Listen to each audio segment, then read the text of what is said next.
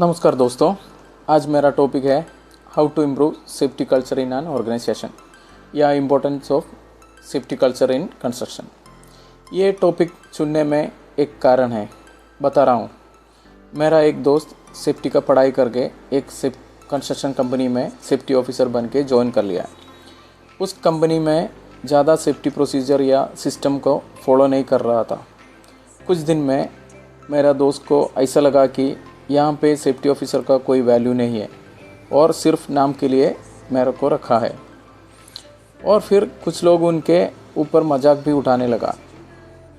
बोलता है कि सेफ्टी वाला खाली घूमता है, कुछ काम नहीं कर रहा है। ये सभी बोल के और सुन के उनको ख़राब लगा और काम छोड़ने का भी मन लग रहा था।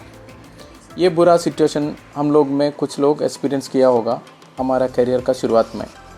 आज हम बात करेंगे इस बुरा सिचुएशन से एक अच्छा सेफ्टी कल्चर कैसे बना पाएगा। आप इस वीडियो एंड तक देख लीजिए।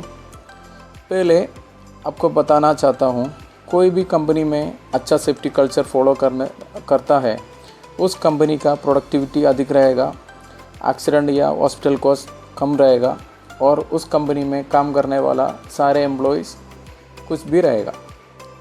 इसका वजह से वो कंपनी का सारे फंक्शन स्मूथली हो पाएगा। एक अच्छा सेफ्टी कल्चर बनाने में हमें क्या क्या करना है, चलो देखते हैं। सबसे पहले कोई भी कंस्ट्रक्शन या प्रोजेक्ट शुरू करने से पहले प्रोएक्टिव प्लानिंग होना ज़रूरी है। मतलब हमें सारे के सारे चीज़ प्री प्लान करना है। इस स्टेज में हमें सेफ्टी का बजट कितना होना चाहिए, क्या क्या मशीनरी लगेगा, कितना मैन पावर लगेगा, क्या क्या खतरा होने वाला है और क्या क्या कंट्रोल मेजर हमें लेना पड़ेगा, ये सभी हम लोग को प्री प्लान करके रखना ज़रूरी है। फिर सभी एम्प्लॉयज़ को क्या क्या रोल्स एंड रिस्पॉन्सिबिलिटी है, इसका डिस्ट्रीब्यूट करके समझाना चाहिए।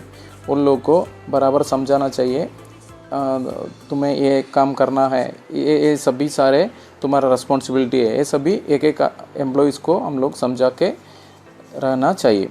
एक अच्छा कम्युनिकेशन सिस्टम भी इम्प्लीमेंट करना ज़रूरी है। मतलब रिपोर्टिंग सिस्टम और एम्प्लॉय फीडबैक सिस्टम वगैरह सिस्टमेटिकली इम्प्लीमेंट करके उन लोग को समझाना ज़रूरी है। नेक्स्ट, हमें सारे एम्प्लॉयज़ को बराबर ट्रेनिंग या अवेयरनेस देना चाहिए। हम इसके लिए first day safety induction training, tool box stock training, classroom training, incident awareness training और मॉक ड्रिल जैसा ट्रेनिंग को बराबर करते रहना ज़रूरी है। ये ट्रेनिंग इफ़ेक्टिव तरीक़ा से भी होना ज़रूरी है। फिर हमें एक सेफ्टी कमेटी फॉर्म करना चाहिए। ये कमेटी में सारे डिपार्टमेंट का रिप्रेजेंटेटिव, कॉन्ट्रैक्टर का रिप्रेजेंटेटिव और प्रोजेक्ट हेड, सेफ्टी टीम वगैरह अटेंड होना ज़रूरी है। ये सेफ्टी कमेटी मीटिंग के अलावा हम लोग दूसरा भी सेफ्टी मीटिंग कराता है। Safety committee meeting normally monthly एक बार करता है। इस कमेटी मीटिंग में हमें सभी सेफ्टी रिलेटेड इशू को डिस्कस करना चाहिए। ये और उस सभी इशू को सोल्यूशन भी निकलना ज़रूरी है। फिर हमें अलग अलग सेफ्टी इंस्पेक्शन या सेफ्टी ऑडिट को कराना चाहिए। ये इंस्पेक्शन या ऑडिट करने से हमें पता चलेगा कहाँ कहाँ लैप्सेस है और कहाँ पे सेफ्टी की इम्प्रूवमेंट का ज़रूरत है। ये इंस्पेक्शन या ऑडिट रिपोर्ट के हिसाब से हमें एक्शन लेना पड़ेगा। ये सभी सिस्टम को इम्प्लीमेंट करने के बाद हमें फील होगा हमारा कंपनी का सेफ्टी कल्चर इम्प्रूव हो गया और एम्प्लॉयज़ को बीच में एक सेफ्टी कल्चर भी आ गया। इस समय हमें एम्प्लॉयज़ को कुछ रिकग्निशन या मोटिवेशन कराना ज़रूरी है। सेफ्टी वायलेशन करने वालों को ऊपर एनफोर्समेंट सिस्टम होना ज़रूरी है और सेफ्टी कॉन्शियस एम्प्लॉयज़ को सेफ्टी अवार्ड या रिकग्निशन वगैरह अवार्ड वगैरह देना भी चाहिए। ये अवार्ड सिस्टम बाकी सारे एम्प्लॉयज़ को भी एक मोटिवेशन हो जाएगा, तो उन लोगों को भी सुरक्षित तरीक़ा से काम करने में उन लोगों को मन लगेगा। सेफ्टी ऑफिसर जो हमारा रिस्पॉन्सिबिलिटी है, ये सेफ्टी कल्चर को इम्प्रूव कराने का।